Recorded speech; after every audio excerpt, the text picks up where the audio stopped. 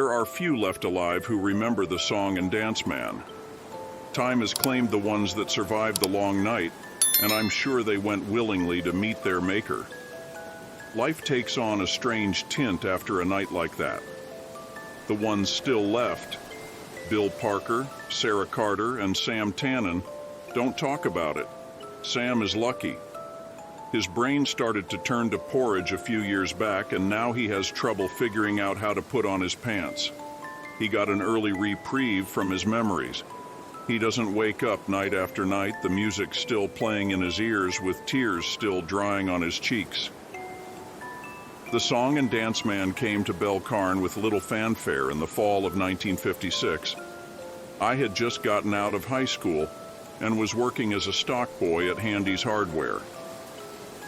I was there the afternoon that Sarah Carter burst through the door, making the bell over the door jingle like mad. "George, you gotta see what's been set up by the bandstand. There's this huge tent up and this man standing in front of it yelling like a carnival barker." Sarah was out of breath and had obviously run from the park and all the way down Main Street. Her hair was whipsawed every which way, and one strand stuck to the end of her nose. She gave a quick puff and blew it out of the way, waiting for me to react. With Sarah, I was always 2 steps behind and running to catch up. The girl had energy in those days and in unlimited supply. I stopped rearranging the nails and said, "There wasn't anything up there when I walked by this morning. When'd it go up?" She shrugged her shoulders, a quick rise and drop. "Dunno, but it's up, and you gotta see this guy. He's all dressed up head to toe and he can talk. Boy, he can talk." I thought about it and checked the clock. It was near about 5 and time for me to quit anyway. "All right, let's go check it out then." Sarah grinned from ear to ear and was gone. I didn't doubt she was telling everyone in the gang, the ones that were still in town anyway. Most of us scattered to the 4 winds after graduation. Only a handful of us remained in town, and only a handful of us were on hand to witness the dance. I walked down to the bandstand by myself, not bothering to wait for the others. Most likely, Sarah was already there waiting for us. I met up with Bill as I passed the drugstore, where he worked as a soda jerk. "What the hell is Sarah talking about, George? She blew in here and then blew out again before I could ask her anything."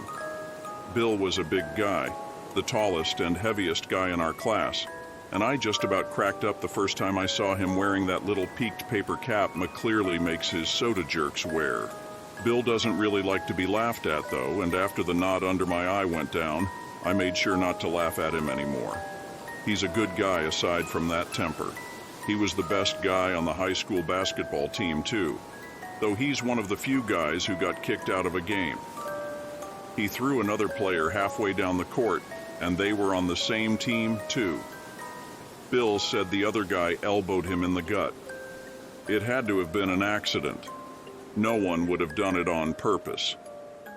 We both walked down the street, Bill smoking a cigarette, a habit that caught up to him in 1995 when they removed his right lung. At the end of Main Street, we crossed Buchanan and entered the park. Normally, at that point, we would have been able to see the bandstand, perched on a hill near the center of the park. During the summer, there'd be concerts, performances by the school marching band, a church choir singing some hymns, that kind of thing.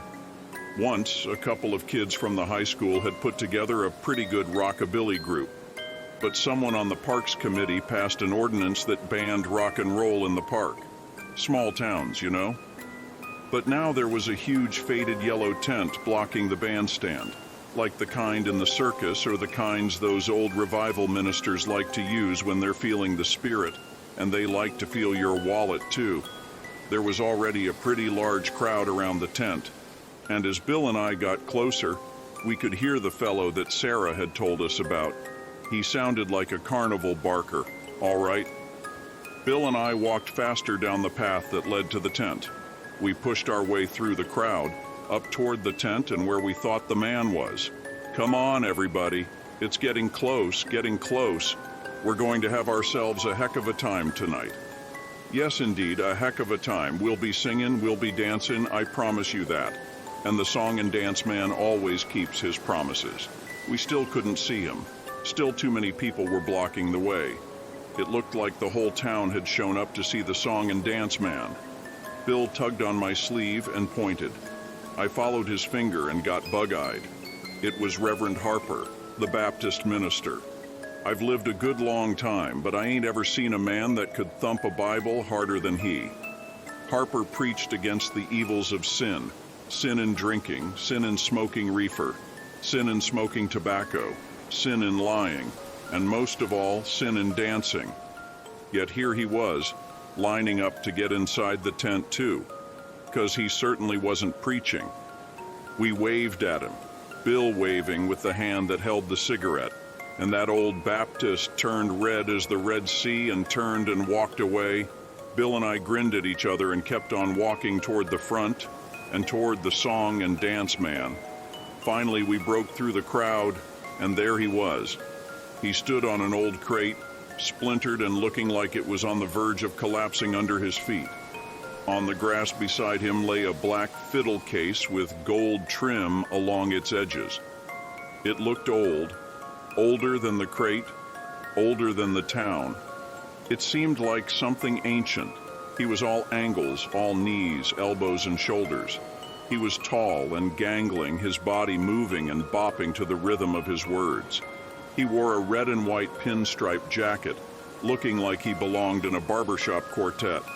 A straw hat sat on his head, always getting pushed back or pulled forward by his long-fingered hands. Long six-fingered hands. I started when I saw that. I had read that some folks are born with 6 fingers, but reading about something and seeing it are two different things. His eyes just about flashed blue lightning as he spoke, and sparks nearly flew from those white teeth, and he just never stopped talking. He didn't stop for breath, for questions, or anything. He just kept up that pattern like his very soul depended on it. All right, all right, all right. We're getting close, getting real close. Yes, we are. Are you ready to dance? Are you ready to sing?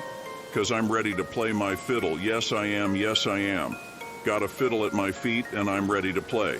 Ready to make those strings sing, can you believe it? He'd clap his hands, and that's as close to a pause as he was willing to do. Sarah and Sam came up to us now, having found us in the crowd. Sarah elbowed me in the rib and said, "What did I tell you? Looks like he should be in a carnival trying to get us to see the bearded lady or something." Sam nodded his head in greeting to us, which caused his glasses to slide down his nose, and he gave them a short push back up to where they belonged. He was as tall as Bill, but nowhere near as built.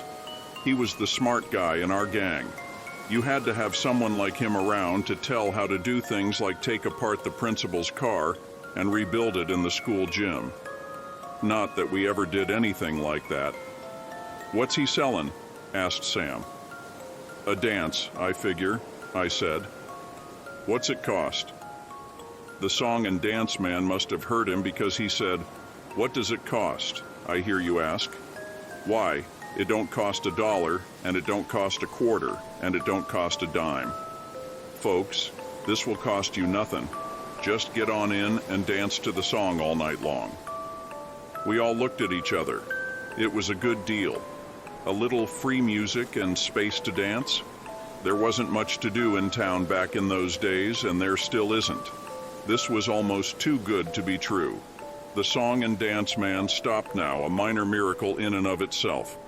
He dug deep in his pocket, pulled out a gold watch, checked the time, and then grinned a grin that must have shown every one of his teeth. He pocketed the watch and said, "Folks, it's time for the dance, so come on in. Come on in, everyone, because it's time for the dance to begin." And with that, he hopped down from his crate, grabbed it up with the fiddle, and darted through the tent flaps. Sarah, Bill, Sam, and I nearly got mowed over in the rush to get inside, but we were still the first ones in. We stopped short when we pushed aside those big old tent flaps, but were quickly driven inside. It was huge inside. There was a hardwood floor beneath our feet that looked like it must be oak, a dark, dark oak polished to a mirror shine. There were candles in holders all along the tent pole posts, and when I looked up, I couldn't see the ceiling for all the darkness. It was like looking up at a starless night sky where the moon didn't dare show her face. The crowd kept driving us and more people poured in. It wasn't just the young people either. There was Mrs. Crenshaw, our junior year English teacher who was in her 50s. There was Mr. Hoskins, the principal. There was the good old Reverend Harper, still looking embarrassed but also like he couldn't help himself. It really was the whole damn town. Hell, even the mayor was there with his wife, standing and talking with the chief of police. Soon, everyone was inside, and the murmur from all the talking was nearly deafening.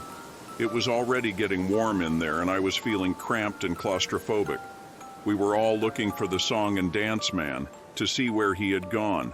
No one looked up, so no one saw him until the first pull of his fiddle bow. He was there, on the center tent pole, sitting on a small wooden platform about 20 feet off the floor. God knows how he got there because there certainly wasn't any ladder going up. He dangled his feet over the edge and held his fiddle in one hand and the bow in the other. The fiddle and bow seemed to be made of that same dark wood that the floor was and gleamed in the candlelight like a thing alive. I almost doubted that the fiddle even needed the song and dance man to make its strings hum. We all looked up at him, and he grinned and jumped to his feet while the crowd gasped, worried he might plummet into their midst. And then he began to play. He made those strings sing. I haven't heard anyone play like that before or since, and I thank God for that every day. It made the air around us crackle and spark. It loosened the joints and jolted the mind. You felt the urge to move deep in the bone buried in the marrow. I grabbed Sarah's hands and we began to move across the floor, and everyone followed suit, some with partners and some without. Some were doing the foxtrot, some were doing a waltz, and some of us were doing the twist. We danced, moved, shucked, jived, rocked, and rolled. I passed Reverend Harper moving his feet in a clunky box step with Eloise Grendel, an old battle axe of a Catholic. I saw the mayor's wife waltzing with Dan Adams, one of our firemen. I swirled with Sarah, moving across the floor, bumping and jostling with the people around us. It was hot and getting hotter in there, and it wasn't long before it smelled of sweat and bodies moving against bodies. I felt dizzy, but we kept dancing together, kept dancing and not stopping. It was a while before I realized that the song and dance man was singing too, but in a language I didn't understand. He lorded over us, standing on that platform, making his fiddle sing and sing. His bow rose and fell, slid back and forth side to side. He played like he talked. There were no breaks or pauses, just a manic deluge of tunes while his tongue curled around words that had no business being said in this world. I gave my head a shake as I spun with Sarah, and I realized my legs were tired. My feet ached, and my lower back was beginning to throb. I checked my watch and realized we had been dancing for a solid hour. I shook my head again, trying to shake off the dozy feeling that was clouding my thinking. Sarah. I cleared my throat. I had only spoken in a whisper. My tongue felt thick and funny. I tried again. Sarah. Louder this time, but she still didn't respond, and we kept dancing. I shook her, but she didn't respond. I kept shaking her until I realized I was doing it in time with the music. So I just tried to stop, and I couldn't. I couldn't stop. Underneath the fog, I began to feel frightened. I began to see the faces of the other people now. I saw their terror. Reverend Harper's face had grown redder than it had been before. Sweat poured down his face, but still he kept moving, twirling Mrs. Grendel around and around, her head lolling from side to side. She had fainted, but her feet were still moving. We moved past Bill, who danced with Susie Watkins, and I saw her frightened eyes darting around the room. But Bill bobbed his head in time with the music, and his glassy eyes looked at nothing in particular. The song and dance man laughed from his perch and kept playing, tapping his feet. His eyes were glowing in that dark, humid place. They glowed and glowed, and light glanced off the bow with each sweep. I heard a scream and swiveled my head to watch a woman drop to the floor holding her leg. She had cramped up. I was envious. She got to stop. She got to rest. My own legs felt like dead wood and the ache in my back had deepened. Then her partner stepped on her ankle and I heard the crunch from across the room. He was still dancing, his eyes blank and empty as he moved. She screamed again and started to crawl away, but instead stood up. She started to dance, bringing her weight down on the broken ankle again and again and again. I turned away, but I couldn't block the sound of her sobbing. The music ran on. I checked my watch again, and it was 3 hours now. We didn't flag or falter. We kept up the same speed as the fiddle, the damning fiddle, wrapping our feet against the floor. Never mind the blisters that burst. Never mind broken toes or broken ankles.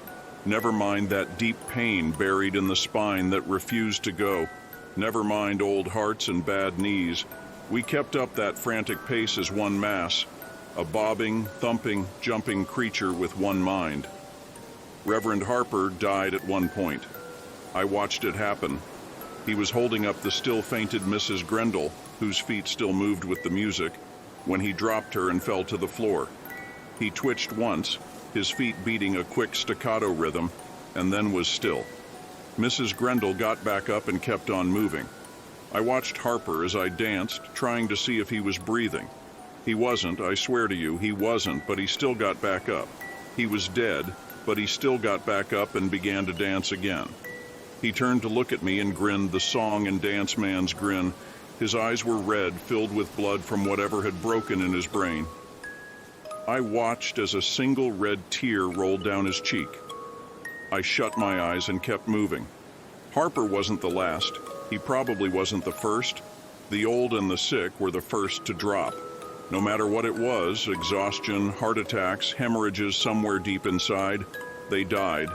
And then they got back up and kept dancing, grinning their grins. I passed Lizzie and Sam. He had lost his glasses at some point. His eyes darted around, terribly aware. I looked at his leg and I saw a jut of some bone tearing through his denim jeans. There was a trail of blood behind him, and as he swirled, a spray landed on the legs of the people around him. He stepped on that broken leg, twirled on it, and jumped on it all in time with that fiddle. The night passed. I remember stepping on something at one point and realized I had just crushed Mrs. Dempsey's right hand. She was lying on her back on the dance floor. She had been stepped on time and again. I could even see a man's shoe print on her stomach. Her head had been caved in and her chest beneath her dress had a sunken look. And still she was trying to get up and keep moving. The smell of blood mixed with that of the sweat, and I couldn't breathe anymore. The air was thick, and from all around I could hear cries and screams, but nothing that drowned out the fiddle or the song and dance man singing. And then it stopped. I danced one more step and then stopped myself. I looked up at the platform. We all did, craning our necks upward. He was checking his pocket watch. All right, folks, that's all for tonight. The dancing is done and the morning has come. You may leave if you can walk, and you should walk quick, 'cause this song and dance man is gonna be gone. We all stood there like stunned cattle, then marched to the tent flaps. No one ran because they couldn't. It was a miracle we could walk. Sarah stepped ahead of left, but I stayed behind. I turned and looked and saw at least 20 people still standing there. Harper was among them. They were all grinning, their eyes empty. They stood and made no sign of wanting to leave. Go on now, friend. The song and dance man has what he wants, but he'd be glad to add you too, if you tarry and dally too long.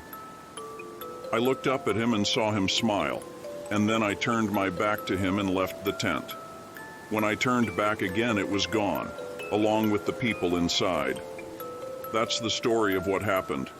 The others won't tell it or pretend it never happened. Never mind the 20 people that vanished that night, the mayor's wife included. They'd rather not think about it. Sarah and I took Sam to the hospital over in the next county, far from folks that knew what had happened. They had to remove his leg. Sam was quiet before and was quieter still after, pulling odd jobs that a one-legged man could do. He doesn't move around much nowadays. Just sits on his porch, a caney across his lap, and massacres the stump with his hand. Says it bothers him on cold nights, and warm nights, and wet nights, and dry nights. Bill left and joined the army, and stayed in long enough to fight in Vietnam and won a bunch of medals. He came back and settled down to drink and drink hard, and if you want to find him, you can find him in Eddie Dixon's bar. No matter how drunk he gets, though, he doesn't talk about that night. None of us saw much of Sarah after. She came through the best, but that's how she always was. She left and went to college, but like Bill, got pulled back to Belcarn. She teaches over at the high school now, teaching English to the juniors. I stayed here, plugging away at the hardware store. I ran it for a while, but now I don't do much of anything. I just sit around with Sam, talking about things sometimes, though not often. If I stay too late, if I stay too long, I'll see his eyes go glassy behind those Coke bottle lenses and he'll disappear into himself, and I'll catch him humming a faint trace of a song, and the hair on my neck stand on end and goosebumps rise on my arms in great knots. My foot will start to tap out a small beat on the hardwood porch, and a big wide grin will spread across Sam's face. The grin of the song and dance man,